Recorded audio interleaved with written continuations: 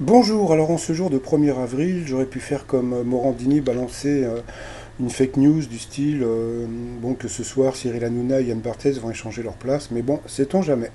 Non, j'étais parti plutôt sur planquez vos gosses, Christian Quesada va être libéré, il y a eu une erreur de procédure, un vice de forme, donc il manquait une signature sur la mise en détention, donc il sort ce soir.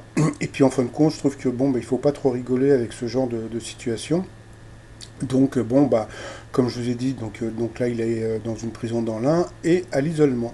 Mais par contre alors il va se passer quoi, il s'est déjà passé quelque chose, c'est que déjà sur mytf1.fr hein, la plupart des replays quoi, même tous les replays où vous pouvez voir donc Christian Quesada ont été retirés. Donc il reste encore sur YouTube des vidéos, donc je ne sais pas si TF1 va les retirer aussi. Et puis, par contre, alors je pense que Jean-Luc Reichmann va annoncer donc cette semaine, alors ou bien justement dans Touche pas à mon poste, ou bien dans Quotidien, on va dire pour être corporate, donc le bannissement total de Christian Quesada. Et puis, alors bon, alors qui va être numéro un donc à la place de Christian Quesada? Donc comme je vous ai dit, normalement c'est Tata Véro. Le problème de Tata Véro, c'est que je lui ai envoyé plusieurs messages, elle m'a pas répondu.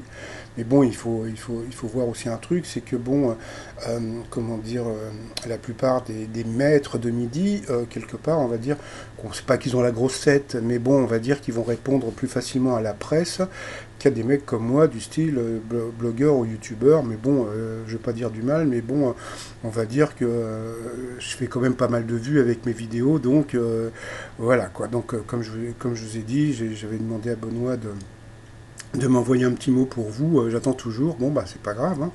Bon, bah, passons. Donc, alors, qui va être le nouveau grand maître de midi? Donc, comme je vous ai dit, donc, alors, Tata Véro, donc, comme je vous dis, elle ne me répond pas. Donc, peut-être qu'elle va sortir de son silence donc, bientôt. Ou bien, si elle a décidé, comme Lucia, de ne plus paraître dans les 12 coups de midi, eh bien, bah, peut-être que ça va devenir, donc, comme je vous ai dit dans une précédente vidéo, peut-être que ça va être Benoît qui va se retrouver, comment dire, en numéro un. Donc voilà, c'est assez étonnant, mais c'est comme ça. Bon bah voilà, et puis bon bah comme le dit Jean-Luc Reichmann, et ben, les 12 coups de midi, bah, c'est une grande famille, et puis dans les familles, ben, il y a toujours un tonton dégueulasse, donc voilà quoi. Bon, allez, je vous dis à plus bah, pour la vidéo du résumé de la journée. Allez, à plus tard, bye bye.